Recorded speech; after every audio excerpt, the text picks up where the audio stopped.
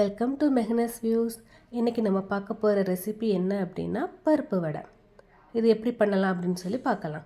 First இது பண்ணுறதுக்கு 1 cup அளவு கடலைப்பருப்பு எடுத்துருக்கோம். அதை வந்து 2 டைம்ஸ் நல்லா வாஷ் பண்ணிவிட்டு அதுக்கப்புறம் ஒரு 2 hours வந்து ஊற வச்சு எடுத்துருக்கோம். அதில் பாதி பருப்பை வந்து ஃபஸ்ட்டு அரைச்சி எடுத்துருக்கோம். இது வந்து நல்ல பேஸ்ட்டாக அரைக்கக்கூடாது, ஒன்று பாதியமாக அந்த பருப்பு தெரியது மாதிரி அரைச்சி எடுத்துக்கணும்.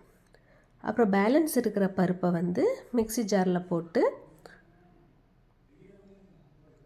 ஒரு 6 to 7 முழு வத்தல் அதையும் போட்டு ஒரு 7 to 8 பல் பூண்டு, கொஞ்சமாக சோம்பு,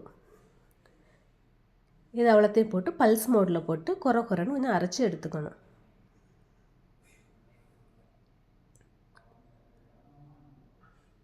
இப்போ ஆல்ரெடி நம்ம வந்து அரைச்சி வச்சுருக்கிற அந்த மாவு கூட இதையும் ஆட் பண்ணி நல்லா மிக்ஸ் பண்ணிக்கணும்.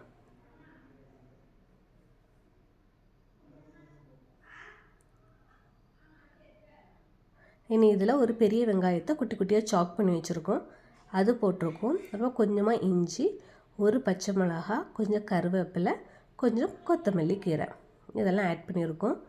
கொஞ்சமாக சால்ட் ஆட் பண்ணியிருக்கோம். அப்புறமா கொஞ்சமாக கறி மசாலா, அப்புறமா பெருங்காய பொடி கொஞ்சம் ஆட் பண்ணியிருக்கோம். இனி இதை நல்லா மிக்ஸ் பண்ணி எடுத்துக்கணும். தண்ணி எதுவுமே ஆட் பண்ணக்கூடாது.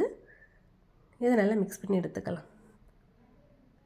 இனி இதை வந்து கொஞ்சத்தை எடுத்து சர்க்கிள் ஷேப்பில் உருட்டி கையில் வச்சு ஒரு ப்ரெஸ் பண்ணோம் அப்படின்னா வடை ஷேப்புக்கு வந்துடும்.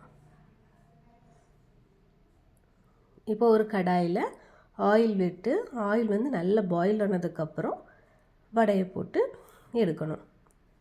இது வந்து நம்ம வந்து கடலைப்பருப்பில் தான் பண்ணணும்னு இல்லை, பட்டாணி பருப்புன்னு ஒன்று உண்டு, அதில் கூட பண்ணலாம். அப்புறமா இது வந்து நல்லா கிறிஸ்பியாக வரணும் அப்படின்னு சொல்லிட்டு அதில் கொஞ்சமாக கடலை மாவு இல்லைன்னா அரிசி மாவு சேர்க்கலாம். அதை விட பெஸ்ட்டு டிப்ஸ் என்ன அப்படின்னா கொஞ்சமாக ஹீட் ஆயிலை வந்து இதில் சேர்க்கலாம். உங்களுக்கு இந்த ரெசிபி பிடிச்சிருந்து அப்படின்னா மெஹனஸ் வியூஸ் சேனலை சப்ஸ்கிரைப் பண்ணுங்கள். தேங்க்யூ.